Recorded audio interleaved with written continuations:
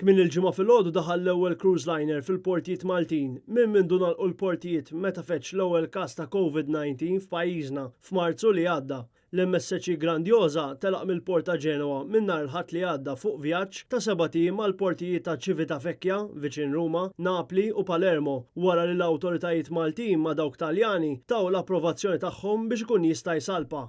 Il-passiġġieri tħallew iduru fi gruppi ta' 15 permezz ta' eskursjonijiet organizzati mill-vapur fuq open top buses fost l-oħrajn bix-xufiera tagħhom kif ukoll gwidi ġew swabjati għal coronavirus qabel u r-riżultat ħareġ wara 3 kwarti. Il-kumpanija mhijiex tħalli l-passiġġieri jinżlu u jduru waħedhom tant li fil-waqfa f'Napli irrifjutat li trikkeb familja Taljana lura fuq il-vapur wara fi żjara organizzata f'Kapri dawn telqu għal rashom iduru minkejja twissijiet mill-gwidi.